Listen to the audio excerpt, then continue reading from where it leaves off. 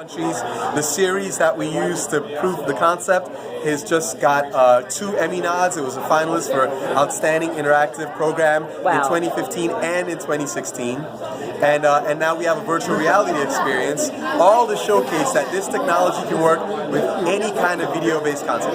That's awesome. Is there anything you can show us on that we can see of the platform? Yeah, well, absolutely, actually. So, if you'll take a look, here's a screen of Amp.it. This is a mixtape. And I'll actually log out and show you something pretty cool, which is how the technology actually works. So let's say I'm looking at this video. I click on this particular person on our front page. It pops up. This is actually what we call the AMP, the Amp.it Media Player. And you'll see it has a couple of specific things that are peculiar. One of which it says log in to earn points. Okay, so if I click that, log in to earn points, points pops up. I can log in with Facebook. With those 2 clicks, now all of a sudden my little icon appears right here because the player recognizes me. Now if I go to another site, let me say, I'll pause this video right now. Let's see.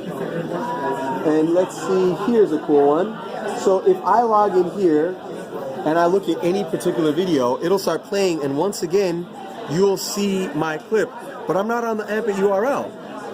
It knows that I am actually here. And what we're saying is content owners can license this technology to run any of their content, and wherever they go, and it's very easy for us to even, click a button to expand so that it's full screen. Wow. They can embed this anywhere on websites, on blogs, and your own site, etc., and actually track the usage patterns of your most engaged audience members. Gotcha. This is really good stuff. Really good. Now, is this for artists, entertainers, and any really business that has to do any sort of digital content? Is that correct? Absolutely. We think of ourselves as more B2B, so artists and entertainers can use it, and they do right now.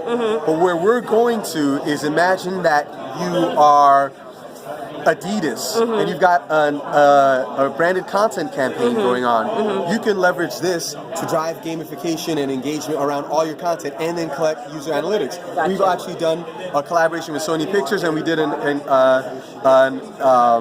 activation for Sony Music earlier this year, where they had this popular new boy band that had been made famous on a TV show, but as much as they were getting millions of views on YouTube, they couldn't figure out who was watching. Gotcha. So we did a campaign with them, and in 72 hours, we could tell them, here are your top 10 fans in like 4 different countries. And data is as valuable as oil now. Data is, if they say content is king, data is what put that content on the throne. And not just data, but the analyzing of that data analytics. Exactly. Right. You could consider us big data for content. Gotcha. And I noticed here you have the Oculus, the Gear VR. Yes, we do. Why do you have that headset here? We have that because we wanted this content experience. We wanted to showcase how we can work with any kind of content. So we made an actual VR experience that takes you to the place which kids use Amp.it platform to tell us where they wanted us to meet artists, what artists were hot.